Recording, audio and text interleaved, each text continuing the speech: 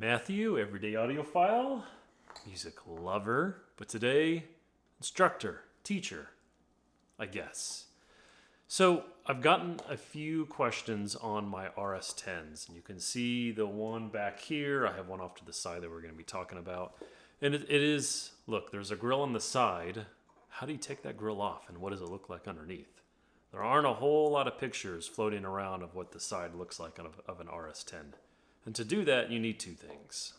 First, some kind of magnet. This one came with a kit that we use to lock the cabinet doors for our kids, but it's strong, and that's what you need. And the second one is some kind of shim. So this one is used with the iFixit kit that I use for, computer things and whatnot, but any kind of plastic shim should work. So let me turn the camera around, and we are going to take this grill off.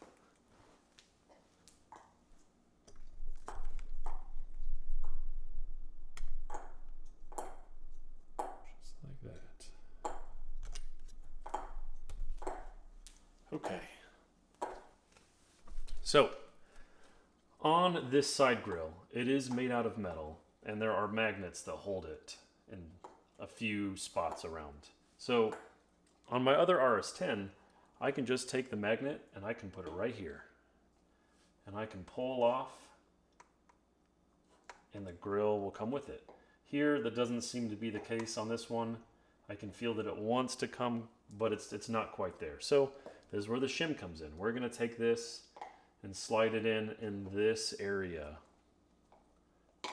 And as we're pulling on the magnet, push it all the way in there, we're going to use this shim like a lever. And we're going to give it just some extra force, just a little bit extra than it needs. I'm going to try and do this with the other hand, and we're going to see how this works. So as we're pulling, oh, there we go. Got it already. I'm going to take the shim, just put it up there. Grab this with my hand, put the magnet off to the side. There we go. Easy as that. So, as we can see, this is a metal grill. I was quite surprised when I heard that, but it makes so much sense. The fabric here looks to just be glued on, so it is something that can be replaced after the fact if you need to, but let's set that aside and look at the drivers. So, obviously we have the tweeter on the front. We have the BMR, which covers 300 hertz to 6K. And then on the side, these two drivers, both a 5-inch and an 8-inch, they run in parallel. So this isn't a 4-way speaker. I would more closely consider it a 3.5-way. Since there isn't any crossover between these two, it's not a true 3.5-way.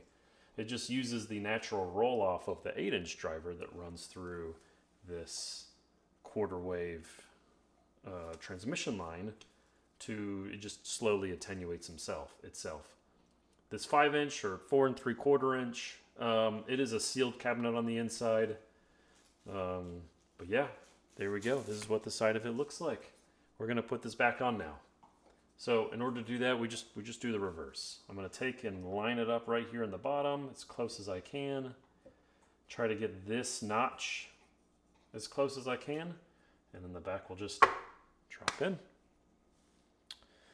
All right, I will chat with y'all next time. See ya.